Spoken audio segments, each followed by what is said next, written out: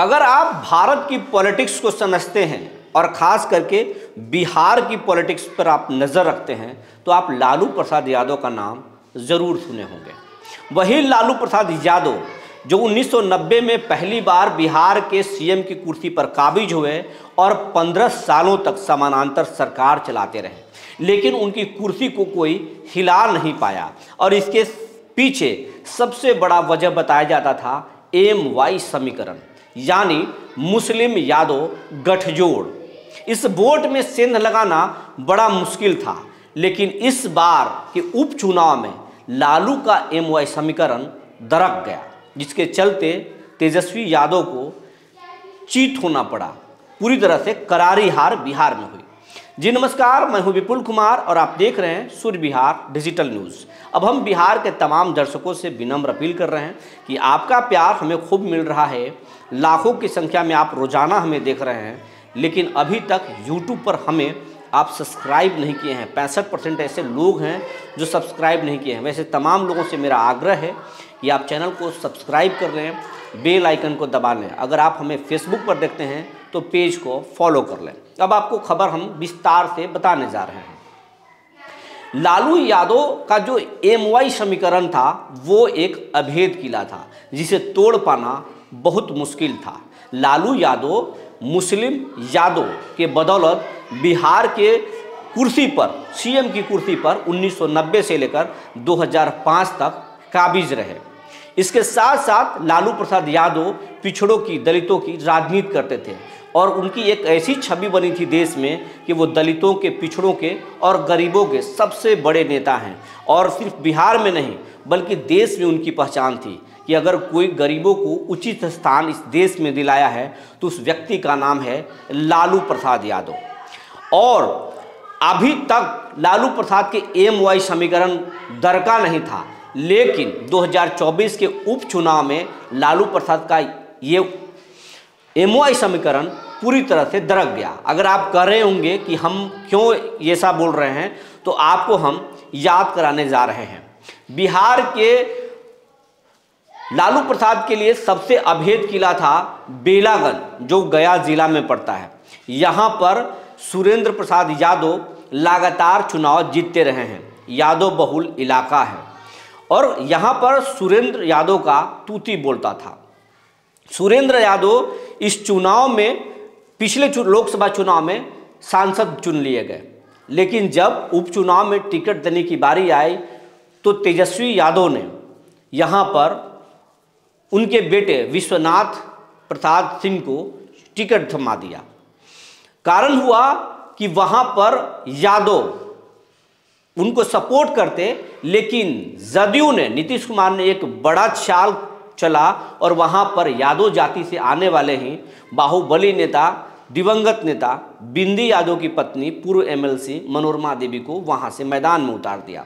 यानी यादवों के पास दोनों हाथ में लड्डू वाली बात हो गई। यादव चाहे मनोरमा को चुने या फिर विश्वनाथ को, जीत तो यादव का ही होना था। लिहाजा परिवारवाद के खिलाफ चले गए वहाँ के नेता, वहाँ के, माफ़ कीजिएगा, वहाँ के जनता, और फिर विश्वनाथ को चुनने के बजाय सीधे मनोरमा देवी को चुन लिया। इसके पीछे कारण ये था कि वहाँ पर प्रशांत किशोर ने मुस्लिम जाति से आने वाले मोहम्मद अमजद को चुनाव में टिकट थमाया था और अमजद के पक्ष में मुस्लिम गोलबंद हो रहे थे। यादवों को लगा कि अगर हम विश्वनाथ को वोट देंगे तो फिर कहीं अमजद ना चुनाव जीत जाए, यादवों से ये कुर्सी कहीं खिसक न जाए। लिहाजा विश्वनाथ के बजाय मनोरमा देवी के पक्ष में यादवों गोलबंद होकर के वोट कर दिए।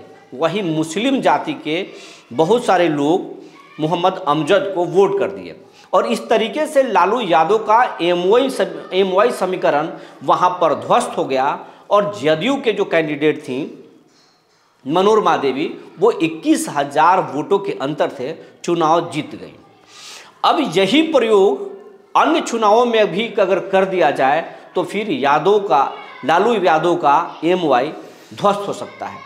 अब अगर हम दूसरी सीटों की बात करें तो आप चलिए रामगढ़ जगतानंद सिंह के नाम से पहचाना जाता है। जगतानंद सिंह लालू के करीबी हैं, राइट हैंड हैं, और वहाँ से वो लगातार जीतते रहे हैं। वहाँ से उनके बेटे पहले विधायक थे सुधाकर सिंह, और सुधाकर सिंह को लोकसभा में टिकट दिया गया। सुधाकर सिंह जीतकर लोकसभा पहुंच गए, सांसद हो गए। एमएलसी के चुनाव में उनके बेटे को टिकट दिया गया, और उसके बाद में इस उपचुनाव में उनके सबसे छोटे बेटे को टिकट दे दिया गया। इससे यादव परिवारों में काफ़ी नाराज़गी हुई कि यादवों की बात तो करते हैं लालू यादव, लेकिन यादवों के बारे में सोचते नहीं हैं। रामगढ़ में दूसरे नंबर पर सतीश कुमार सिंह यादव रहे। वहाँ पर यादव जाति लालू प्रसाद यादव और तेजस्वी यादव को जो है एक तरह से संकेत दे दिया कि आप मनमर्जी नहीं चला सकते। आप एमवाई की बात तो ज़रूर करते हैं, यादवों की बात तो ज़रूर करते हैं, लेकिन यादवों को आप तरजीह नहीं देते। सिर्फ यादवों की पॉलिटिक्स करके अपनी मनमर्जी चलाते हैं, और ये नहीं होगा। लिहाजा वहाँ के यादव समाज पूरी तरह से अजीत कुमार सिंह को खारिज कर दिया, उन्हें नकार दिया, और वहाँ पर दूसरे नंबर पर सतीश कुमार सिंह यादव को, जो यादव जाति से आते थे, उनको उन लोगों ने एक तरफा वोट दिया और भारी वोट उन्हें दिया। लेकिन वहाँ पर बीजेपी जो कैंडिडेट थे अशोक कुमार सिंह, वो जीत गए, चुनाव जीत गए, क्योंकि एनडीए का जो वोट था उसमें बिखराव नहीं हुआ। जनसुराज ने वहाँ अपना एक उम्मीदवार कुशवाहा जाति से उतारा था, लेकिन उनका कैंडिडेट अपना जमानत भी नहीं बचा पाया। तो इस तरीके से रामगढ़ में भी यादवों में जो है नाराज़गी दिखी, और वहाँ पर लालू का जो है एमवाई पूरी तरह से दरक गया। अगर हम बात करें तरारी, तो तरारी में भी यादव जाति में थोड़ा बिखराव हुआ, तटस्थ दिखे लेकिन बिखराव हुआ। कहने का मतलब ये है कि लालू यादव के साथ यादव तब तक टिके हुए हैं जब तक यादवों के पास विकल्प नहीं है। अगर लालू यादव के पार्टी के विकल्प में भी अगर यादवों को अगर कोई दूसरा पार्टी अगर टिकट थमाती है, तो फिर लालू यादव का जो एमवाई है वो पूरी तरह से दरक सकता है। हम उदाहरण के तौर पर आपको कई सीटें बताने जा रहे हैं। बिहार का एक सीट है रफ़ीगंज। रफ़ीगंज में वहाँ के विधायक हैं मोहम्मद निहालुद्दीन। निहालुद्दीन मुस्लिम जाति से आते हैं, लेकिन वहाँ पे मुस्लिम जाति से ज़्यादा संख्या यादवों की है। वहाँ से यादव जाति के कई नेता हैं जो चुनाव लड़ना चाहते हैं, लेकिन लंबे समय से उन्हें कोई मौका नहीं मिल रहा है। हालांकि अब मुखर हो रहे हैं वहाँ के नेता और टिकट की मांग भी कर रहे हैं, लेकिन अगर उन्हें नहीं दिया गया और कोई दूसरा पार्टी टिकट थमा देता है तो फिर वहाँ भी एमवाई दरक सकता है। इसी तरीके से अगर बात करें हम मधेपुरा की, अगर इसी तरीके से हम बात करें अन्य जिलों की, जहाँ पे ओबरा की बात करें, तो अगर जहाँ पे ऑप्शन यादवों को मिल जाएगा, अगर डबल यादव मिल जाएंगे, तो फिर लालू यादव से यादव समाज दरक सकता है। अब यहाँ पर एक और बात कही जा रही है कि लालू प्रसाद यादव दलितों की बात करते थे, यादवों की बात करते थे, मुस्लिमों की बात करते थे, गरीबों की बात करते थे, वंचितों की बात करते थे, लेकिन अब तेजस्वी यादव जो है अपने नीति में सुधार किए हैं और ये A to Z की बात करते हैं। और A to Z की बात करते हैं तो अब यादव समाज जो है अब उनके साथ जो है मजबूती से खड़ा नहीं है, गरीब भी नहीं है, क्योंकि A to Z की बड़ी पार्टी बीजेपी है। जब अगर A to Z में ही अगर किसी को वोट देना होगा तो वो बीजेपी के साथ जा सकता है, जेडीयू के साथ जा सकता है। A to Z की ही पॉलिटिक्स जेडीयू करती है, A to Z की ही पॉलिटिक्स बीजेपी करती है, तो जा सकते हैं।